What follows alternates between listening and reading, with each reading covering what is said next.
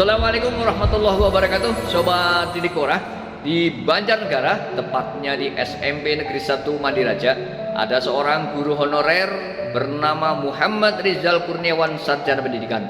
Beliau adalah seorang pemuda yang penuh kreativitas dan inspirasi. Di sisa waktu kerjanya sepulang sekolah, beliau menekuni sebuah usaha, yaitu jasa cuci sepatu. Jadi sepatu-sepatu yang kotor, yang sudah lusuh, yang warnanya sudah downgrade, bisa dicuci lagi, dibersihkan lagi, dan warnanya bisa dikembalikan seperti semula. Bagaimana kisah usahanya? Mari kita simak bersama-sama.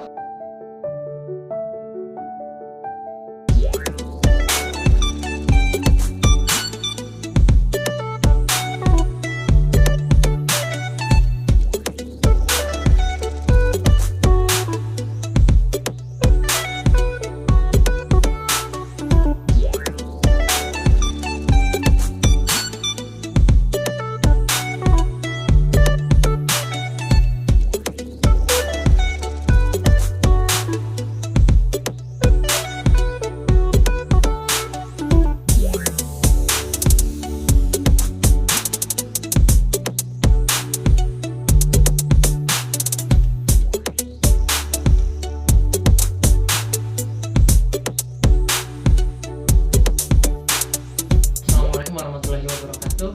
Perkenalkan, nama saya Muhammad Rizal Kurniawan, umur saya 26 tahun. Saya lahir di Mandiraja, Banjarnegara. Keseharian saya berprofesi sebagai guru itu di SMP Negeri 1 Mandiraja. Selain menjadi profesi guru, saya juga ada bisnis, yaitu adalah cuci sepatu. Awal mula saya menggeluti bisnis cuci sepatu yaitu dilatar belakangi dengan adanya saya sendiri merasakan saya mempunyai sepatu yang gampang rusak. Ternyata akibat penanganan yang kurang tepat untuk sepatu, dan itu juga dialami oleh beberapa teman-teman saya.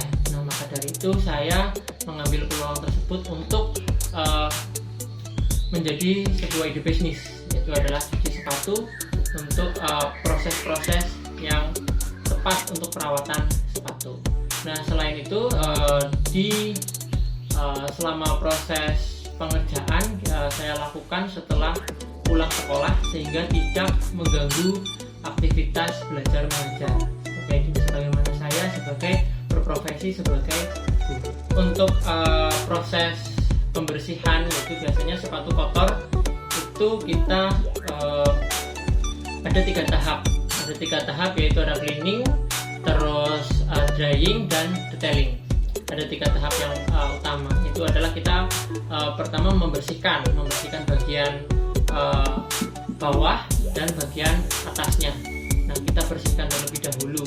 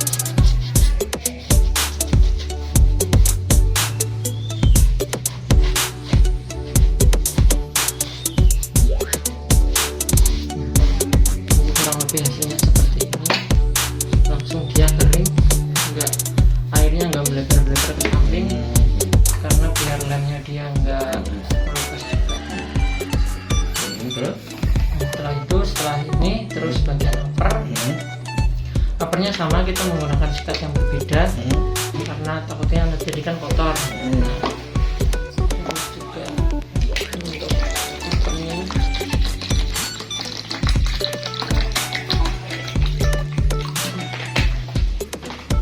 untuk covernya nanti sama prosesnya, dicelupin sini dulu, setelah itu ke sabun, setelah sabun baru ke clean ini, gini langsung ya.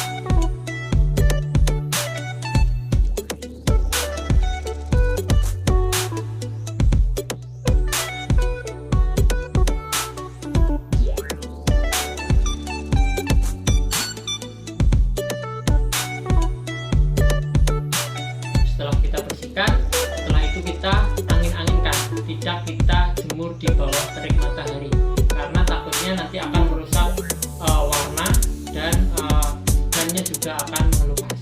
Nah, setelah proses drying atau pengeringan itu nanti kita ada detailing, yaitu pada bagian flocking dan bumpernya. Biasanya kita bersihkan lebih detail karena ini sulit untuk dibersihkan. Selain itu juga ada bagian uppernya. Nah, itu nanti kita bersihkan di detailing pada proses detailing. Itu 3 proses terkait pencucian sepatu. Menghilangkan berendul-berendul.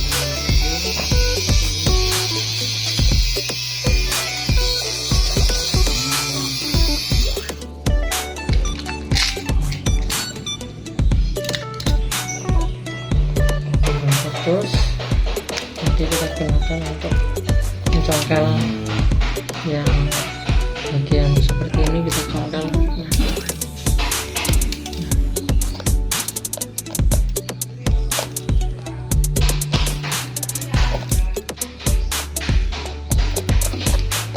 Kita tinggal dikocok lagi.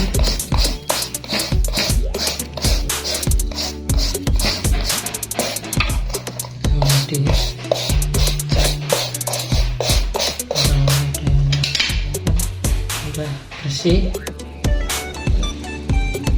Kalau untuk ngadang ini nggak bisa dimasak, cuman biasanya pakai Kapas. kapas.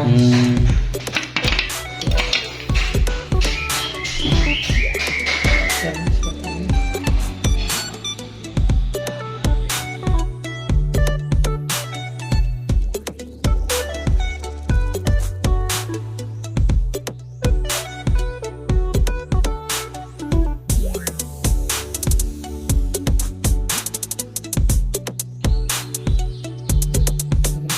Nanti dicuci lagi.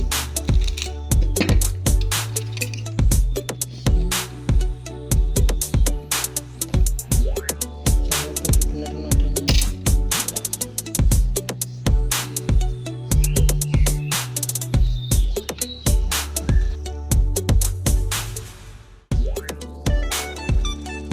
Untuk yang membedakan kenapa sih harus sepatu ini harus dicuci ke kita gitu.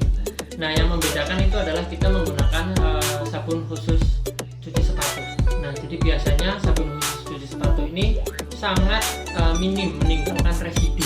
Nah, residu ini biasanya kalau menggunakan sabun-sabun biasa seperti ya yang untuk pencuci piring, pencuci pakaian, itu akan meninggalkan residu di bagian uppernya. Nah, itu akan merusak, meninggalkan residu dan merusak bagian uppernya sehingga mengakibatkan terjadinya pudar warna, terus downgrade warna juga, kualitas bahannya juga menurun, gampang robek.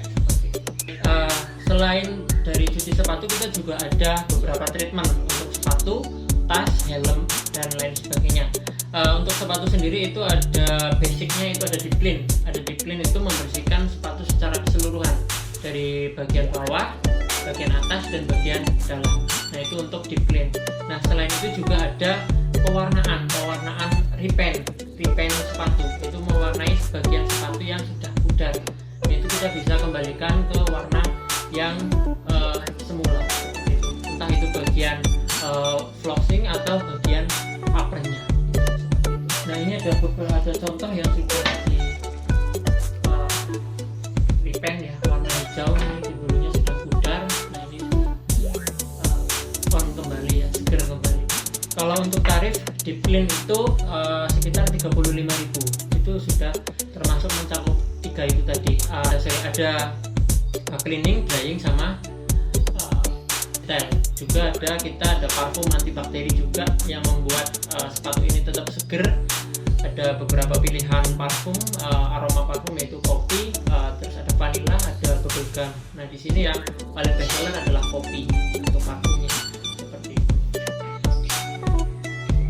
Parfumnya itu ada di sini bisa, di sini bisa. Saya bisa semprot ya.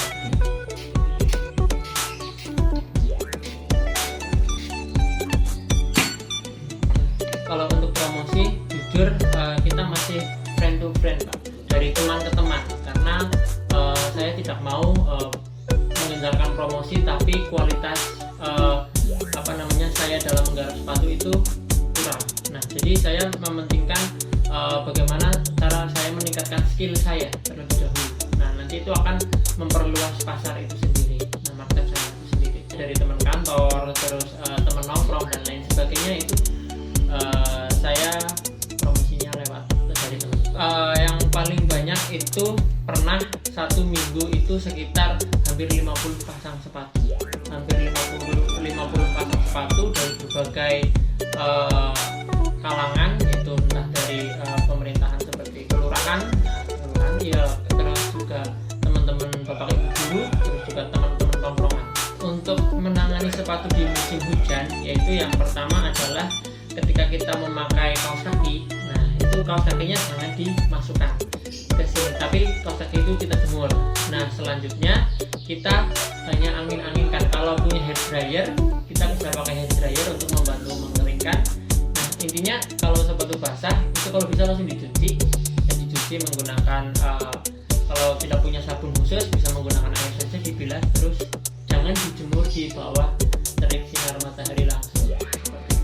Nah, kalau kalian nggak mau ribet, bisa hubungi kita di Overdesk.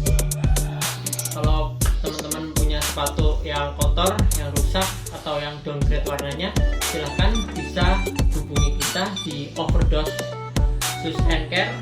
Ada di Mandiri Jokolon RT5 RW 4. Ada juga Instagram kita, follow di Overdose. Dan ini juga bisa menjadi omset tambahan buat saya sendiri, terutama karena saya masih honorer. Nah, masih honorer, dengan adanya cuci sepatu ini sangat membantu saya dalam mencukupi kebutuhan.